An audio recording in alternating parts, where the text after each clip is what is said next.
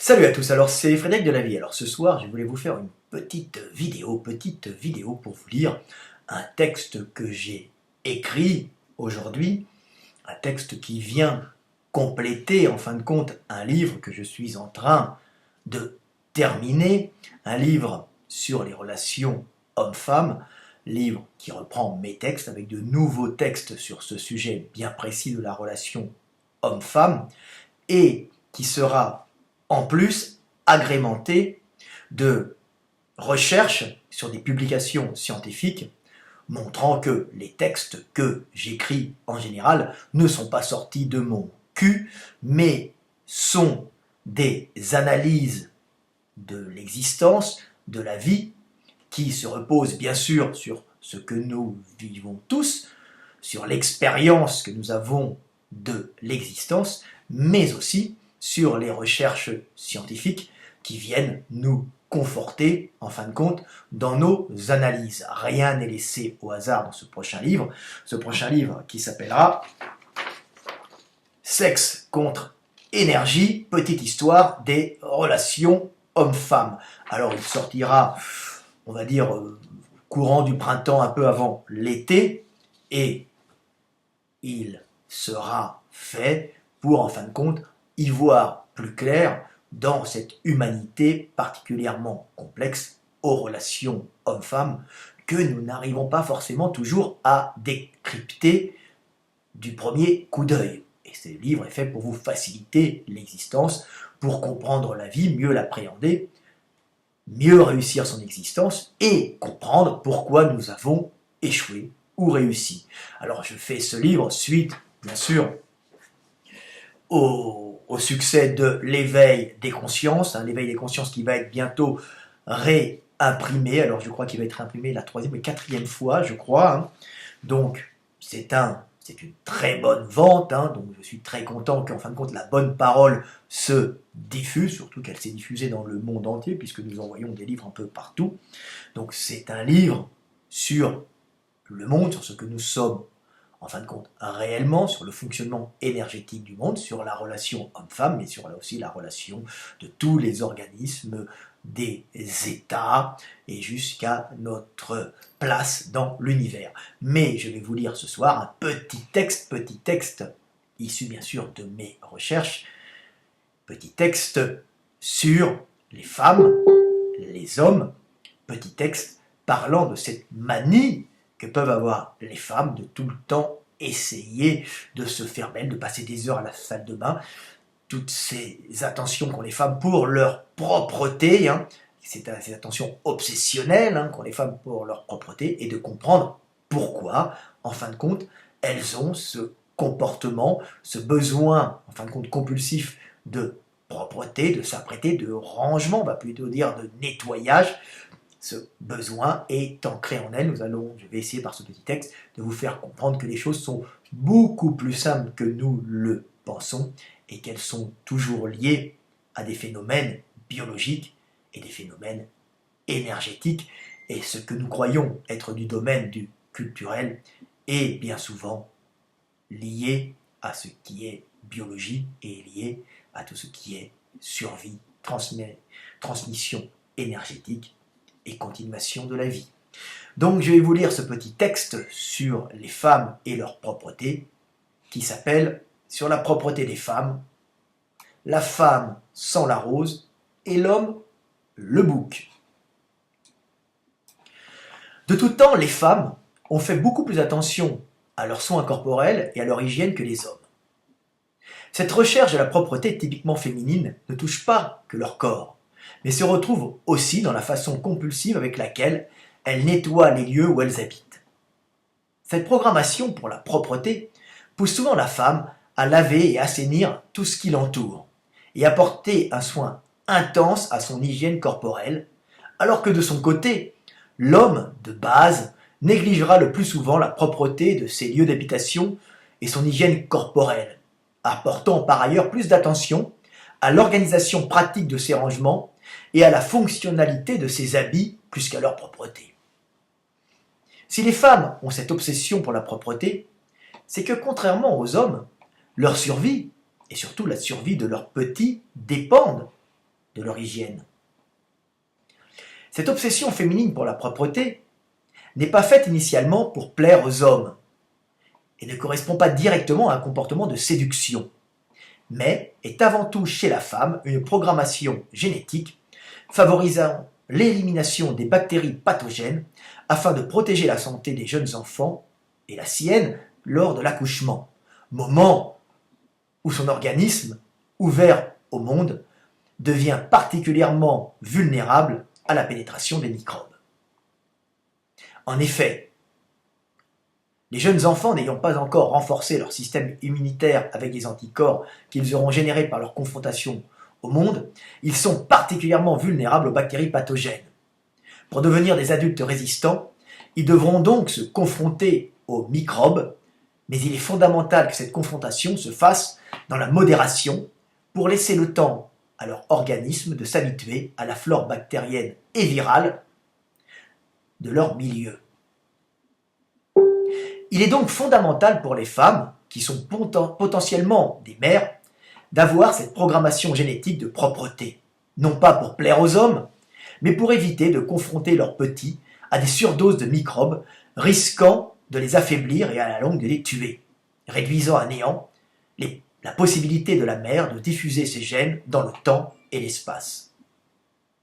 C'est ainsi qu'un homme crasseux, rentrant du travail, de la guerre ou de la chasse, en sentant la sueur et le bouc, peut parfois plaire aux femmes. Cette puissante odeur prouvant sa confrontation combative au monde et l'énergie qui l'anime, énergie qu'il pourra utiliser pour protéger et nourrir sa femme et ses petits. A l'inverse, une femme négligée, bordélique et à l'hygiène intime douteuse sera inconsciemment perçue par les hommes comme la partenaire sexuelle à éviter. Car en dehors de son odeur, son manque d'hygiène limitera sensiblement le bon développement de ses petits et leur possibilité de survie. Le besoin d'hygiène et sa perception varient donc d'un sexe à l'autre dans nos sociétés modernes, où le rôle des hommes et des femmes deviennent moins marqués. Un homme faisant excessivement attention à son apparence parfumée, gominée et à l'hygiène irréprochable sera souvent perçu comme un être efféminé manquant de virilité. La propreté étant encore inconsciemment associée au monde des femmes. Et si, dans la mythologie, le satyre puant aux odeurs de bouc a forte connotation sexuelle masculine, les nymphes, ces puissances féminines fertiles qu'ils culbutent, ont toujours la peau blanche et laiteuse, des fleurs dans les cheveux, et passent le plus clair de leur temps à se délasser, à se laver, dans les fontaines et les sources. Voilà, petite vidéo pour vous montrer que la propreté chez la femme est quelque chose qui est génétiquement inscrit en elle, pas pour nous plaire, mais surtout que cette propreté lui permettra de survivre lors des accouchements, puisqu'il faut savoir que de nombreuses femmes, à ce moment-là, quand elles sont ouvertes, qu'en fin de compte la barrière cellulaire de leur peau s'ouvre et qu'il y a des rentrées bactériennes lors des accouchements, c'est un moment extrêmement dangereux où les femmes sont vulnérables aux infections. De plus, c'est les femmes qui seront confrontées, en fin de compte, à l'éducation des jeunes enfants et à leur nourrissage, et c'est elles qui seront le plus souvent près de ces petits, et donc les femmes doivent avoir une hygiène importante pour éviter de, en fin de compte, donner trop de bactéries pathogènes aux petits qui n'ont pas encore fait leurs anticorps et qui risqueraient à ce moment-là de s'affaiblir et de mourir. Bien sûr, il faut qu'il y ait des anticorps, il faut que les petits soient confrontés au milieu, mais une surdose de microbes ou de virus, de parasites en tout genre, risque bien sûr de les d'affaiblir ces petits êtres en pleine croissance qui ne font pas que se défendre contre le milieu, mais qui font aussi que leur organisme bâtit, en fin de compte, sa croissance pour devenir des adultes capables de transmettre la vie et bien sûr d'abriter la conscience divine. Donc voilà pourquoi les femmes ont cette propension vers la propreté, alors que les hommes sont souvent plus ou moins douteux. Il y n'y a qu'à voir les bikers qui roulent, hein, les Hells Angels, souvent sont représentés comme des hommes hyper virils, à l'hygiène, pas forcément top, hein, ou le cow-boy qui rentre à la maison est tout le temps un peu crasseux, poussiéreux, mais il représente la virilité, alors que la femme est pomponnée, bien propre, cette propreté ayant pour but, en vérité, d'éviter la prolifération des bactéries, car c'est elle qui est en présence des petits humains qui, au début de leur développement, sont particulièrement vulnérables. Vous voyez que tout ça est lié à la vie, la transmission de la vie et la lutte pour la vie et la lutte contre les bactéries. Voilà. Alors je vais vous lire un dernier petit texte que l'on m'a envoyé, un petit texte assez intéressant que l'on m'a envoyé sur mon FB pour vous montrer que l'homme doit bien sûr être propre, mais que l'excès de propreté, on va dire plutôt l'excès, on va dire, dans sa toilette, l'excès d'attention pour l'homme a quelque chose de féminin, et cela déjà dès l'Antiquité. Alors je vais vous lire un petit texte d'Ovide qui vient de l'art d'aimer. Alors c'est conseil aux hommes. D'ailleurs, renonce au futile plaisir de friser tes cheveux avec le fer chaud ou de lisser ta peau avec la pierre ponce. Laisse de pareils soins à ces prêtres efféminés qui hurlent sur le mode phrygien des chants en l'honneur de Cybèle. Une simplicité sans art est l'ornement qui convient à l'homme. Thésée, sans ajuster sa chevelure, se fit aimer d'Ariane. Phèdre brilla pour Hippolyte, quoique sa parure fût simple. Adonis, cet hôte sauvage des forêts, gagna le cœur d'une déesse. Aime la propreté. Ne crains pas de haler ton teint aux exercices du chant de Mars. Que tes vêtements soient bien faits, sois exempt de taches. Ne laisse point d'aspérité sur ta langue, point de tartre sur l'émail de tes dents. Que ton pied ne nage pas dans une chaussure trop large, que tes cheveux mal taillés ne se hérissent pas sur ta tête, mais qu'une main savante coupe et ta chevelure et ta barbe, que tes ongles soient toujours nets et polis, que l'on ne voit aucun poil sortir de tes narines, surtout que ton haleine n'infecte pas l'air autour de toi. Et prends garde de blesser l'odorat par cette odeur fétide qu'exhale le mâle de la chèvre. Quant aux autres détails de la toilette, abandonne-les aux jeunes coquets ou à ces hommes qui recherchent les honteuses faveurs d'autres hommes. Oui, depuis longtemps, les hommes coquets sont considérés comme des hommes efféminés, ne s'étant pas encore trouvés, comme des gays, ce qui n'est pas un défaut, mais on voit actuellement une féminisation de la société, comme je vous l'ai dit, puisque les tâches sont bien moins marquées, et les femmes partent au travail comme les hommes pour aller chercher de la nourriture, l'état, de l'énergie, prenant en général l'éducation des enfants et grâce aux aides sociales permettant de subvenir aux femmes seules à l'éducation des petits. Donc on voit que les hommes ont un peu perdu leur place. Mais on voit que c'est encore ancré dans notre société que l'homme ne doit pas trop se maquiller. On voit déjà qu'à l'Antiquité romaine, le fait de trop s'apprêter était quelque chose qui était considéré comme très féminin. Mais il n'avait pas perçu ce rôle des bactéries, c'était inconscient, puisque, en fin de compte,